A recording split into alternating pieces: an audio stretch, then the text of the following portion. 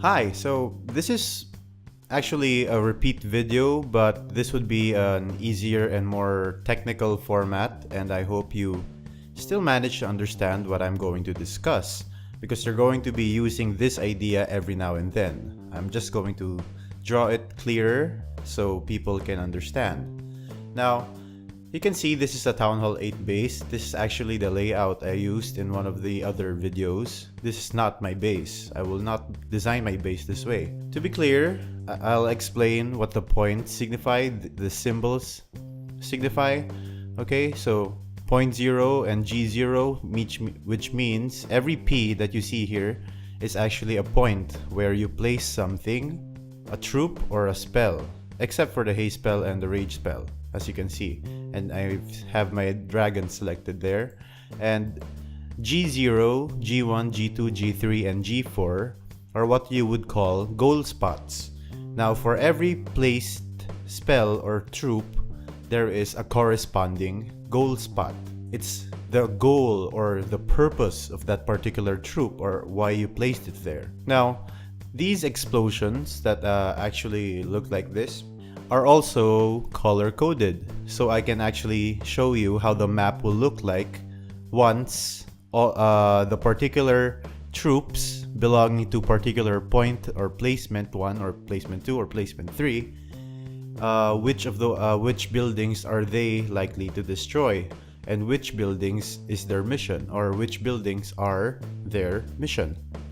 Okay, so this is a dragon attack, and as I have said, if you're attacking with dragons, your priority is taking down the air defense as fast as possible or as efficiently, because back then Town Hall 8 only had 2 air defenses, or maybe it already had 3. But the thing with air defenses is, if you have 2 air defenses versus your dragons, you can still make it somewhat. You can go for a narrow 3-star.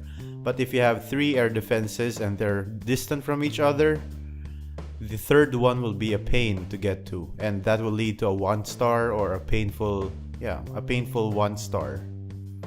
Okay, so today I'm going to explain some of the logic here, and as you can see, the most basic attitude that you should have if you're going to attack a base is, instead of looking at the base, look at its parts first.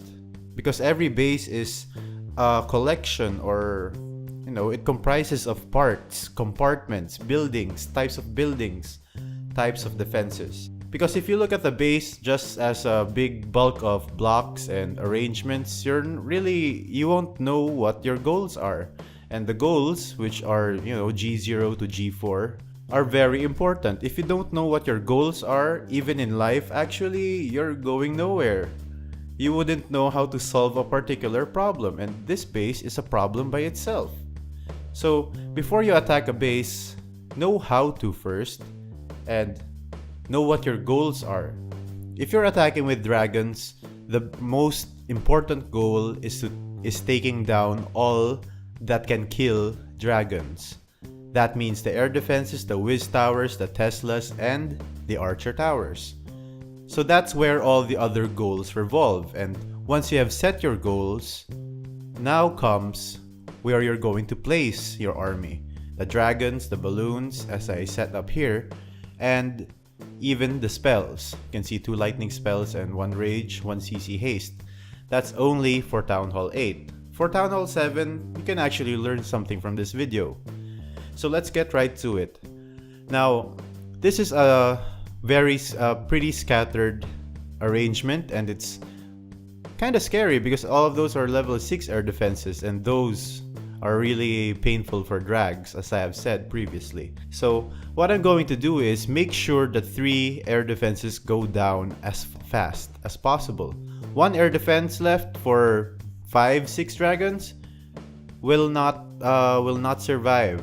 But if those dragons go around that 1 single air defense, you're in for a bad 1-star or 2-star. Now, how do we make sure we get to the easiest air def?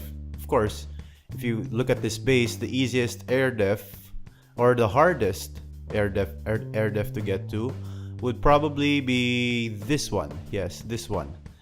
Why? Because it's protected by the air sweeper, and air sweepers really protect from air. Now, the air sweeper has a range from 3 o'clock to 6 o'clock, okay?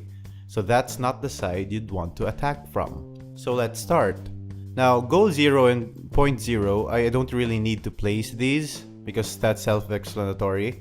I'm going to target this air defense. So let's put those 2 lightning spells there. That means that air defense is good as gone. So I'm gonna put a marker there. Now, how many air defenses do we have left? We have 2. Then, where am I going to place my dragons? Of course, away from the air sweeper, but I have to overwhelm this one air defense. So maybe, how do I help the dragons that kill this air defense in particular get there? Of course, I have to clear the sides first. Now, that's where I'm going to place point 1. And of course, G1. The G1 troops, maybe 1 or 2 dragons every single time. Almost 1 or 2 dragons, or even your Barbarian King if you have one. The higher the level, of course, the better. The longer it will last. Now, I'm expecting these dragons to destroy at least this building. These buildings.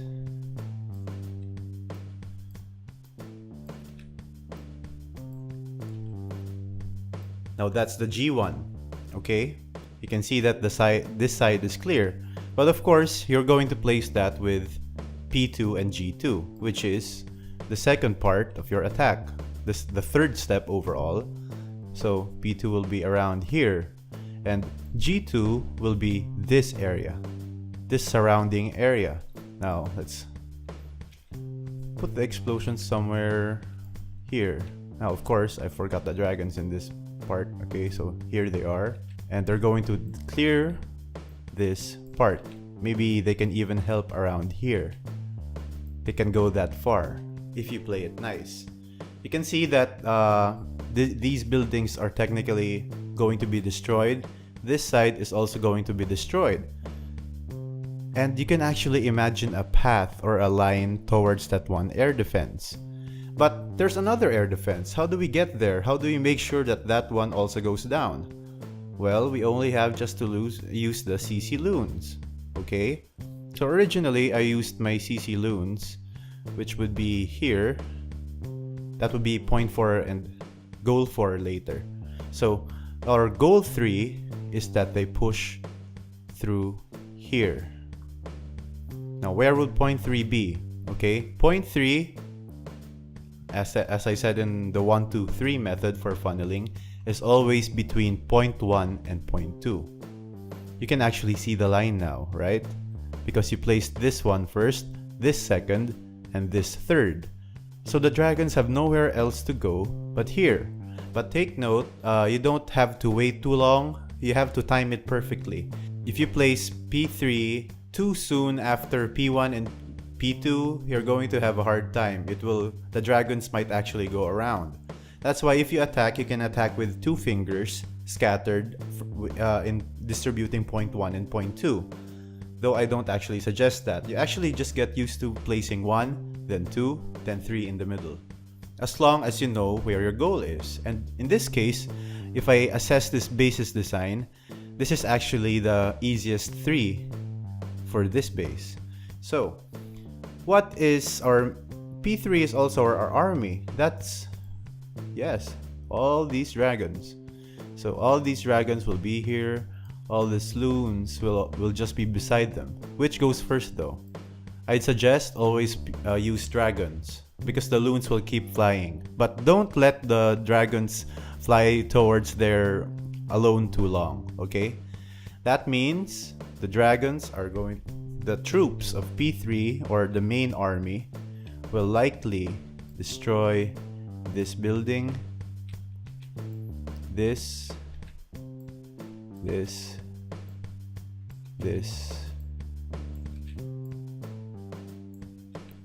Pretty sure they're going to arrive at the air def, considering that you can see by the color codes here what troops are going to be destroyed. And to actually increase their odds of getting to that air defense, that's you also assist them with rage. That's where you put the rage spell, around this area or even this area. Okay, now what do we do about the last air def? Now, as I said earlier, I will place my loons here. We have to kill that air def. And if you can see, that's 0.4. G4 would be just that air defense, okay? So if you make a line and you can see that it's actually very near, if you place your loons here, they're most likely gonna go to that archer tower. And they go here. And then they go to the air defense. There are no other buildings that will possibly derail them because 0.1 has this side covered as well. Okay? Now, you can actually see the colors and how they jive with each other. But if you're a Town Hall 8, you actually have a haste spell and that makes things easier. I'll probably place the haste spell here. Okay? Now that's technically how funneling works, and this also applies for other attacks that I will also show you later. Like how will I attack this base if I'm going with a golem wizard combo or if with hogs and all that stuff, okay? So we just have one base and I'll explain to you the different angles where on how I will attack it. But you can see now, I think it's pretty clear that 0.1 succeeding with goal 1, 0.2 succeeding with goal 2, goal 3 going for the kill, and these all happened after goal 0, the special spell on that air def was done. And of course, as these dragons, as P3 pushes with the remnants of P2 and P1 towards the base, that's when you put the CC balloons, which is P4.